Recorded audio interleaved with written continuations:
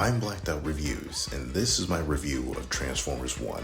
I'm gonna cut to the chase here. This movie was amazing. I had a blast watching this movie, which is so weird because I'm gonna give you some backstory here. I literally never cared about Transformers. I could recall maybe watching a movie or two, and that's really about it. Actually, I think the only real memory I have with Transformers though is me and my dad would go to football practice and we would always pass Eden Park, and I would always say to him, look, it's Bumblebee, because there was a yellow Camaro. So I guess I have seen the movie maybe once or twice, but that's really about it. For the most part, I never really cared about Transformers. Not because, it didn't look interesting to me and all that stuff. It does. It's just the whole transforming robots and all that stuff just seemed like a whole lot. And with the movies being this whole CGI mess, which yes, I know is rich coming from the DC Marvel fan I know over here. But the thing is, it's just I already am a fan of so many different franchises and films that adding on another one is just a whole lot to bring upon me. But when I tell you this, I had to see this movie. This movie was amazing because I think that this movie is great for people that either don't care about Transformers or people that love Transformers, because I could tell that the creators and the people making this put a lot of passion into this movie. I even saw interviews of people like Keegan-Michael Key talking about their favorite Transformers and all that stuff. Oh yeah, Ratchet was a cool one. Soundwave. Soundwave was my favorite. Because, first of all, the fact is he also didn't turn into a vehicle. He turned into an object of recreation. So the fact that he turned into a boombox was, I thought, amazing. And I like the fact that for myself going in, who really knows basically nothing outside of the Michael Bay movies, which I'm gonna get to, really show how this movie is kind of meant for everyone, because they have iconic characters that I didn't know that they referenced, and it's still fascinating to me because there's just so much love put into it, not just for the lore itself, but for the actual story, because I think the story for me was really what sold me on it.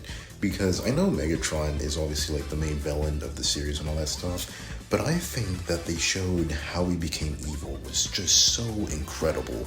Because I'm not gonna lie here, I think Brian Tyree Henry had one of the greatest performances I've seen of him of all time. Because I loved him ever since Atlanta, but this was incredible. Just his vocal performance, the acting, and just the animation of Megatron, seeing his slow descent of the system that basically broke him and turned him into this villain that he is now. It was incredible. And the thing is, it's so sad to watch because in the movie we have Orion Pax. Who cares? It's not like you can transform. Well, watch this. And it's so sad too because throughout the movie you see the friendship of Optimus Prime and Megatron, how they're really good friends and all that stuff, and just over time you see how that just splits apart and how they have to go about who they are. And I like the message that it has about how power is what isn't what you have, it's about who you are. It kind of reminded me of Captain America the First Avenger in that regard, but honestly I just really need to hammer it home how great Megatron is in this movie, because with that you have the main villain, and I gotta tell you, I really did Sentinel Prime in this movie, because I'm not gonna lie, he was downright evil in this movie. He reminded me of Homelander, but more competent and actually more menacing, I'm not gonna lie. And I like how it's actually evil. It's not some dumb, stupid, oh, I'm goofy or whatever. No, it's dude, I'm an evil motherfucker. I did this shit. I don't care. I'm evil. But besides that, with the story and all the characters, actually, no, before that, I need to talk about the negative here. I think my only real negative would be Keegan-Michael Key as Bumblebee. I like him as an actor. I think he's cool or whatever. But I think the jokes he has in this movie are honestly, it's not bad, but it kind of got on my nerves. The whole movie, he has this whole Badassatron bit. On some nicknames. The one I'm floating right now is Badassatron. Badassatron. I'm gonna need you to talk less. And it's just the first time it's cool, but it continues, and I'm okay, we get it. I mean, cool, you guys get to swear in this movie, but Okay. Like, the only joke I liked was the one referencing the Key and Peele sketch, and that's just because I like the Key and Peele sketch. Pronounced Aaron?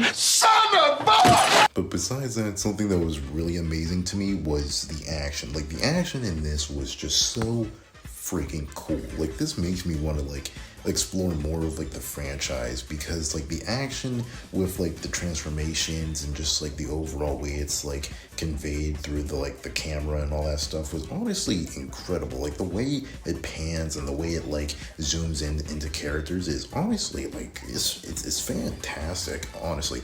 And I think the sound effects are, it is like music to my ears, because, like, I never really, like, you know, like, got it, like, with the whole transformation stuff like that, but I think this movie made me go, like, hot. Ooh, like, it's just so good when I hear the transformation go. It's honestly really cool.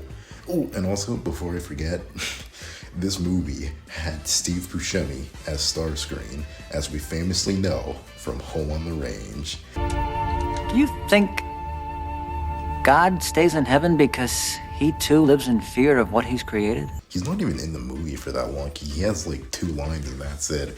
But that's all. I want more of him. Do you think... And I will say this, I think the animation for this was really good, because I found out the budget for this movie was $75 million, and I was honestly shocked when I saw that, because for $75 million, this movie looks incredible, and especially with the cast it has, that's really good, like amazingly good. But yeah, overall, this movie is like a solid 8 out of 10. This movie is, in my opinion, a must-watch if you're a diehard Transformers fan. And even if you don't even like Transformers and just want to watch like a good movie, honestly, just watch this movie. And I'll tell you this, don't watch Joker 2. That movie is an abomination. I saw that in theaters. Don't do that. Don't go to theaters and watch this movie. Don't watch that movie. Don't watch Joker 2. Watch Transformers instead. And the reason why I also wanted to make this video was because of, there's this guy on Twitter called TF Hype Guy, and I think it is just amazing what he's doing, because Paramount has been doing like this horrible marketing campaign for this movie, making it out to be like this like dumb kids movie or whatever. They did this for Dungeons and Dragons, but they're doing it again for this movie. And I like the fact that like just one person, one fan on Twitter is basically saving this movie. Like, I've been seeing so much like love and like reaction to how he's been basically carrying this movie on its shoulders for marketing. And it's just incredible to see, because I love it whenever movies have like just like fans like hyping up a movie, because I loved it whenever Minions 2 came out, or the Barbenheimer stuff. But for those movies, we obviously know that they were going to do good. I like the fact that we just have this one fan on this certain mission to save this movie, and I think it is incredible what he's doing. He's not hired by Paramount. He's not hired by anyone. They're just going out there, doing what they can to spread the word that this is a great movie, and they've been doing it incredibly. And it got to the point that the director even realized this. About the user that goes by the handle @TF Hype Guy. Yeah. Did you hear about how he promotes the movie under every hit tweet? I saw that, yeah. And has been promoting the film on his own constantly, and so it's great. Like, it is just like, I don't know, I just have so much respect for someone that goes out of their way to give so much love and praise for a movie, and especially for one as good as this, and the one that needs this attention. I really think that's great, because the reason why I think this movie is flopping is, first, like I said, the marketing. Like, Paramount really butchered the marketing on this one. But second off, and I'm gonna do my best Optimus Prime impression here. The Michael Bay movies are really ass, and honestly, they're doo-doo garbage. Yeah, no, I'm not gonna lie here. I think with the whole Michael Bay movies, they basically tainted people's perception of those movies, of like the franchise in general. And I like the fact that movies like Bumblebee and like Rise of the Beast are trying to fix that, and obviously Transformers 1 is doing that tenfold.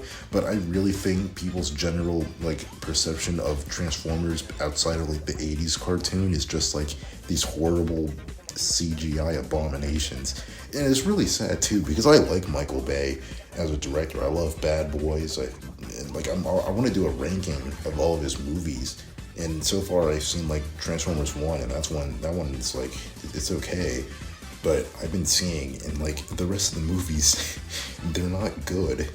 What up, fellas? Man, I want to kill you right now. We don't really do much reading. I'm Wang. Deep Wang. Why don't you get a haircut with your bitch ass? It's on you because this is illegal. She's a minor. We're protected by the Romeo and Juliet laws. Texas statute? That a real law? Yep. No, Optimus! So yeah, honestly, I think that's why this movie is flopping right now. It is potentially making a comeback because, like I said, the one guy on Twitter who is saving this movie, thank you so much for doing a great job at basically marketing this movie for free.